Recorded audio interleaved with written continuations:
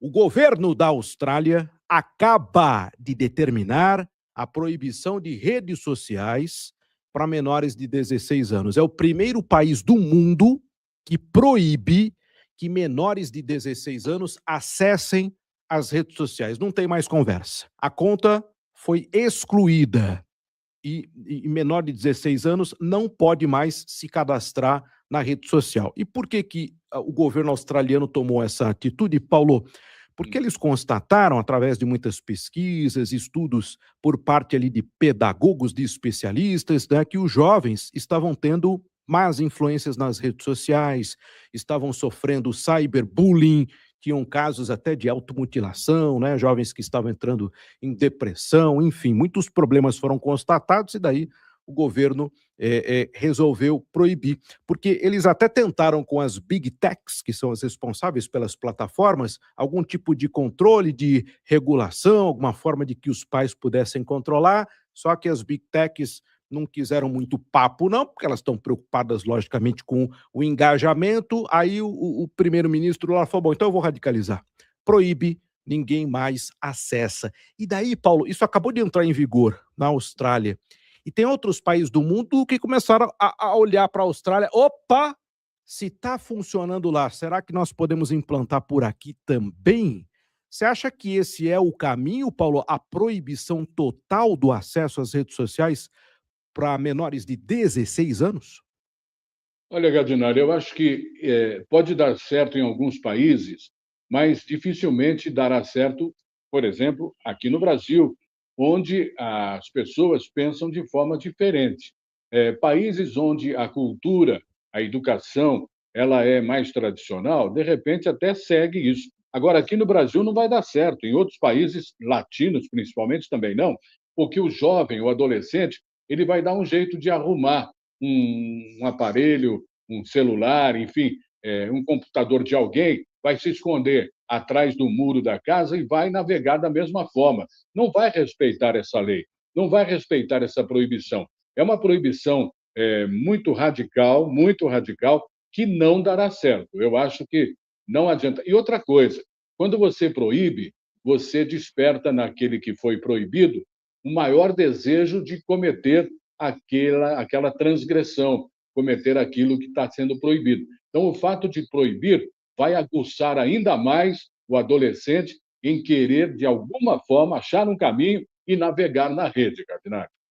Bom, mas nós temos que ter algum tipo de limitador, e daí eu acho que o grande debate está na questão da idade a partir da qual pode haver a permissividade para o acesso às redes sociais. O que eu vejo hoje, Paulo, é um debate, né, entre os pais.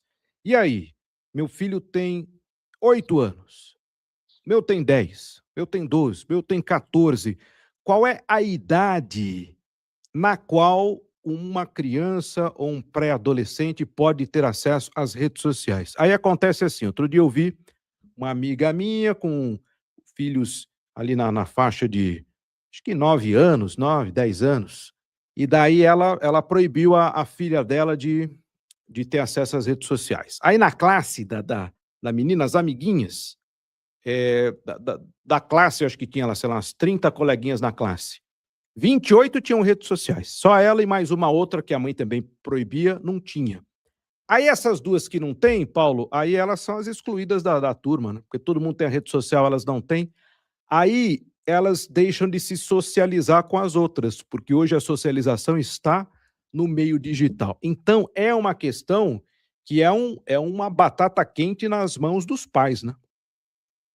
Mas eu acho, Gardinari, que não é um problema governamental, é um problema familiar. Eu acho que os pais devem exercer, sim, uma vigilância em saber o que é que o filho está consumindo, o que é que o filho está acessando, o que é que o filho está fazendo. Não deve o filho ter a liberdade de ter uma senha exclusiva, de fazer o que quer no seu computador, quando está navegando. Eu acho que os pais, eles sim, têm que exercer, primeiro, uma parceria com o filho, uma orientação e, se necessário, uma fiscalização. Não pode deixar um adolescente de 10 anos, de 11 anos, enfim, ter a liberdade de ter uma conta onde só ele sabe o que ele faz, o que ele lê e o que ele transmite. Eu acho que cabe aos pais, e isso deve ser urgente e deve ser imediato.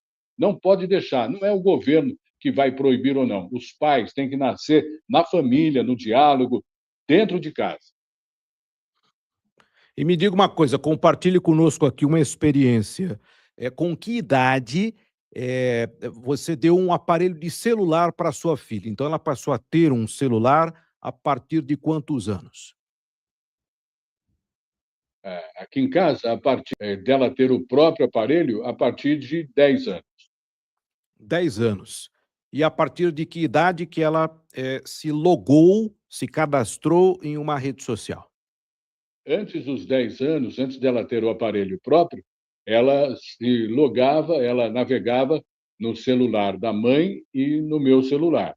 Aí, quando ela teve de 10 para 11 anos, nós demos a ela o aparelho dela, com a senha em nosso poder, com a senha compartilhada, e nós acompanhávamos a todo momento o que ela estava fazendo. Por exemplo, não vai ficar no quarto de porta fechada navegando. Então, sempre ali conosco, na sala de jantar, no local onde mais integrantes da família estavam. E aí nunca tivemos problemas. Quer dizer que vocês ficaram monitorando, né? E esse monitoramento foi até qual idade? Em que Esse momento que aí ela monitoramento, adquiriu uma independência completa?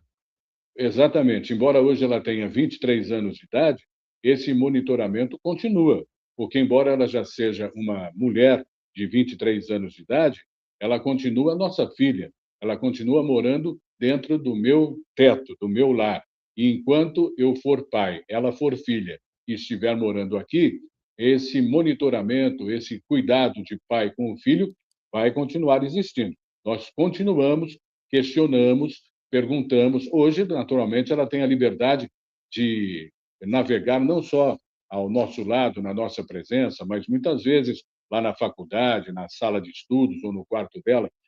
Isso afrouxou um pouquinho. Ela tem a liberdade, porque nós acreditamos que com a idade ela tem a responsabilidade de saber o que está fazendo. Mas isso não quer dizer que a gente deixou de lado o acompanhamento. Nós sabemos tudo, que ela navega, né? E ela não tem uma senha exclusiva. Nós temos uma senha junto com ela daquilo que ela tem no seu computador. Ô Paulo, eu fiquei pensando quando você falou, né, que você não deixava que ela trancasse a porta do quarto, né, para ficar navegando na internet. Olha só que curioso, antigamente, quando os pais queriam dar um castigo para os filhos, dizia o seguinte: "Aí para o quarto, vai ficar trancado no quarto lá", fechava a porta no quarto, né, não tem televisão, não vai brincar na rua, né. E daí a criança ficava trancada dentro do quarto, esse era o castigo, né, porque ficava lá, não tinha o que fazer.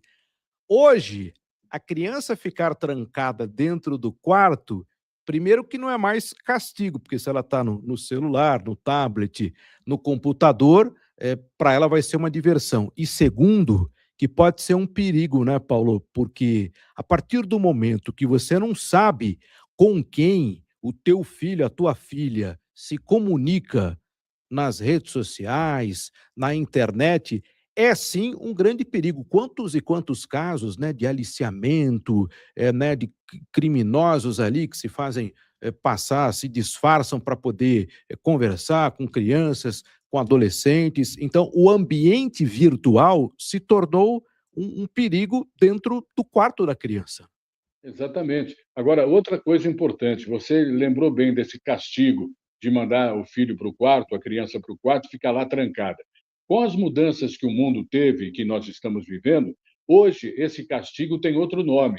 É cárcere privado. Se você mandar seu filho para o quarto, fica lá, não vai brincar, vai ficar lá e fechar a porta, o conselho tutelar pode te enquadrar como cárcere privado. A coisa mudou completamente, o mundo está diferente, até na forma de punir ou castigar. O que antigamente era um castigo normal, vai lá no quarto, não vai ver televisão hoje, não vai assistir, vai ficar lá no quarto. Hoje pode ser encarado como um cárcere privado. Rapaz, é verdade. Que doideira, né? O que acabou tirando muito da autoridade dos pais, né? O fato de, lógico, ninguém aqui é a favor, né, de de um castigo, de uma punição com agressão, com violência, mas a autoridade por parte do pai, ela tem que existir, né? Isso faz parte do processo de educação. E o É. Paulo lembrou bem, né? Ô, Gardinali, ó, por exemplo, quando eu era moleque, eu estudava de manhã e vinha para casa, almoçava, minha mãe dizia, agora vai fazer a lição. Ah, mãe, mas vai começar os Três Patetas, porque às 3 horas da tarde, na TV Record, no canal 7, passava os Três Patetas. Mas minha mãe só deixava eu ir na sala, ligar a televisão, na hora que eu terminasse a lição. Enquanto eu não terminasse, eu não podia ligar no canal 7 Patetas. Então, era disciplina. Enquanto não acabasse a lição, às vezes eu até almoçava correndo para dar tempo de fazer a lição e ligar a televisão na sala. Lá em casa tinha uma TV, quando era preto e branco ainda, era TV Fio. Depois, quando meu pai comprou uma colorida, era uma Silvânia.